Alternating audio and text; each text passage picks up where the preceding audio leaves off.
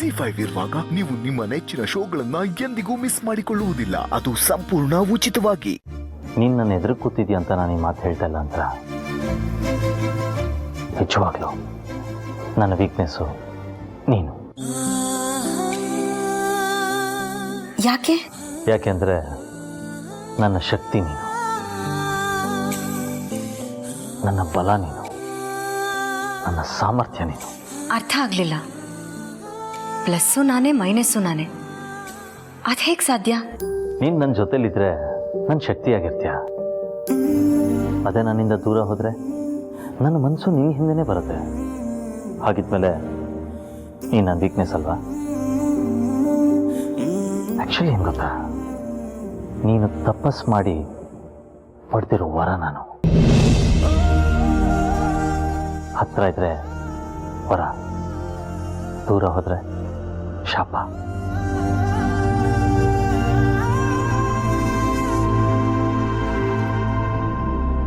ಪ್ರೀತಿ ಬಗ್ಗೆ ಇಷ್ಟೊಂದೆಲ್ಲ ತಿಳ್ಕೊಂಡಿದ್ದೀರಲ್ಲ, ಹೇಗೆ? ನಿನ್ನಿಂದ.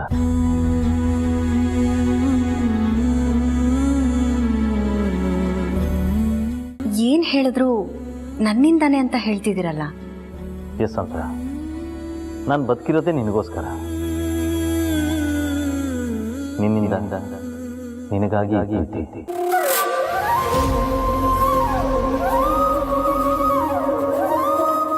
ನನ್ಗೇನು ಹೇಳ್ಬೇಕು ಅಂತಾನೆ ಅರ್ಥ ಆಗ್ತಿಲ್ಲ. ಏನೇ ಕೇಳಿದ್ರು ಅಂತರ ಅಂತರ ಅಂತ ಹೇಳ್ತಿರ್ತೀರಲ್ಲ, ನಿಮಗೆ ಬೋರೇ ಆಗಲ್ವಾ? ಚೂರಾಗೋ ಈ ಎದೆಗೆ ಬೋರ್ ಆಗ್ಬೋದು, ಆದರೆ ಚೂರಿ ಹಾಕಿದ್ರು ಆ ಬಡ್ತದಲ್ಲೂ ನಿನ್ನ ಹೆಸರು ಹೇಳೋ ಈ ಹೃದಯಕ್ಕೆ ಯಾವತ್ತೂ ಬೋರ್ ಆಗಲ್ಲ. ಜಗತ್ತಲ್ಲಿ ಎಷ್ಟೋ ಕೋಟಿ ಜನ ಇದ್ದಾರೆ, ಪ್ರೀತಿ ಎಲ್ಲರೂ ಮಾಡ್ತಾರೆ. ಆದರೆ ನ್ಯಾಯವಾಗಿ ಪ್ರೀತಿ ಮಾಡೋರು ಕೆಲವರು ಮಾತ್ರ. ಆದರೆ ಪ್ರೀತಿನ ಸೆಲೆಬ್ರೇಟ್ ಮಾಡೋರು ನೀವೊಬ್ಬರೇ. You are the only one. Thank you ಅಂತರ. Thank you so much. ಊಟ ಮಾಡು.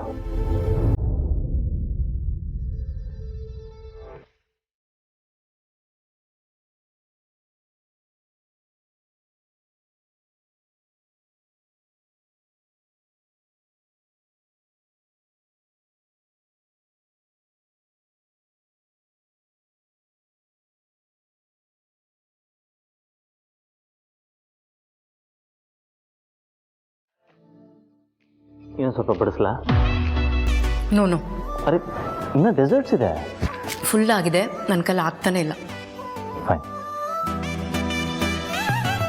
ನೀನು ಇಷ್ಟೆಲ್ಲ ಇಷ್ಟಪಟ್ಟು ತಿಂದಿರೋದು ನೋಡಿದ್ರೆ ನಿನಗೆ ಖುಷಿಯಾಗಿದೆ ಅಂತ ಅನ್ನಿಸ್ತಾ ಇದೆ. ನಾನೊಂದು ಪ್ರಶ್ನೆ ಕೇಳ್ತೀನಿ, ಉತ್ತರ ಕೊಡ್ತೀಯಾ? ಕೇಳಿ. ಇವತ್ತು ಊಟ ಹೇಗಿತ್ತು ಅಂತ ಒಂದು ಚಿಕ್ಕ ರಿವ್ಯೂ.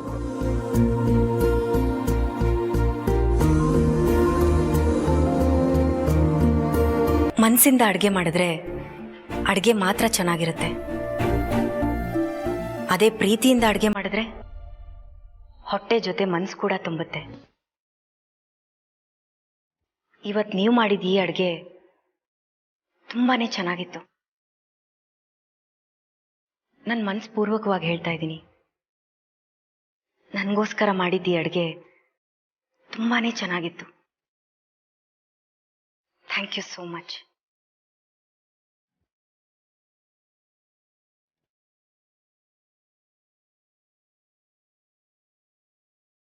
ಪ್ರೀತಿಯಿಂದ ಮಾಡಿ ಬಡಿಸಿದ್ರೆ ಹೊಟ್ಟೆ ಜೊತೆ ಮನಸ್ಸು ತುಂಬುತ್ತೆ ಅಂತ ಮನಸಾರೆ ಹೇಳ್ತಾ ಇದ್ದೀನಿ ಅಂದು ಅಂತರ. ಅಂದರೆ ನನ್ನಲ್ಲಿ ಅವಳಿಗೋಸ್ಕರ ಪ್ರೀತಿ ಇದೆ ಅಂತ ಅವಳು ಒಪ್ಕೋತಾ ಇದ್ದಾಳೆ. ಥ್ಯಾಂಕ್ ಯು, ಥ್ಯಾಂಕ್ ಯು ಅಂತರ. Thank you so much.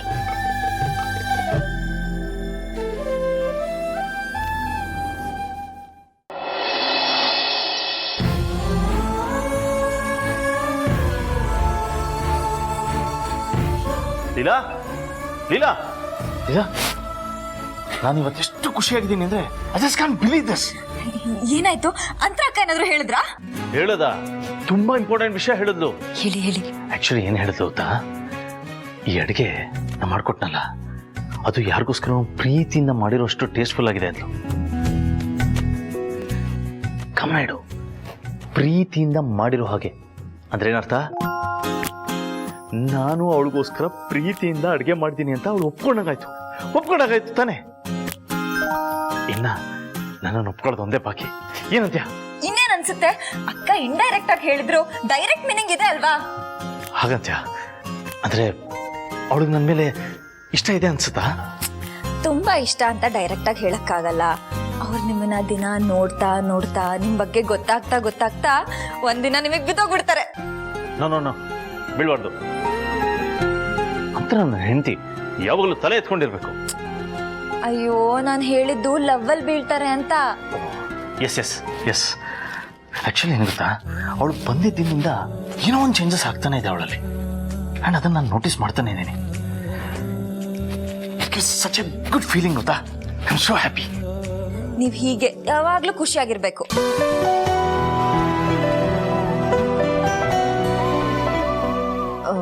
ನೀವು ಊಟ ಮಾಡಿದ್ರಾ ಇಲ್ವಾ, ಅಥವಾ ಖುಷಿಗೆ ಹಾಗೆ ಬಂದ್ಬಿಟ್ರಾ? ಬನ್ನಿ ಊಟ ಮಾಡೋಣ.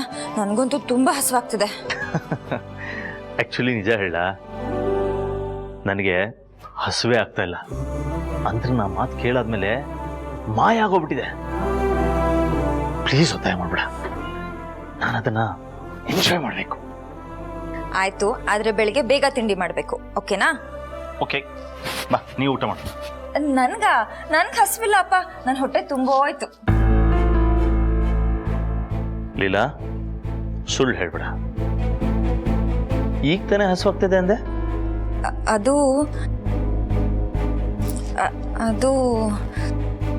ಓ, ನಾನು ಊಟ ಮಾಡ್ತಾ ಇಲ್ಲ ಅಂತ ನೀನು ಹಸುಕೊಂಡಿರ್ಬೇಕು ಅಂತನಾ? ZEE5 ಆಪ್ ಡೌನ್ಲೋಡ್ ಮಾಡಿ ಎಲ್ಲಾ ಸಂಚಿಕೆಗಳನ್ನು ಸಂಪೂರ್ಣ ಉಚಿತವಾಗಿ ನೋಡಿ.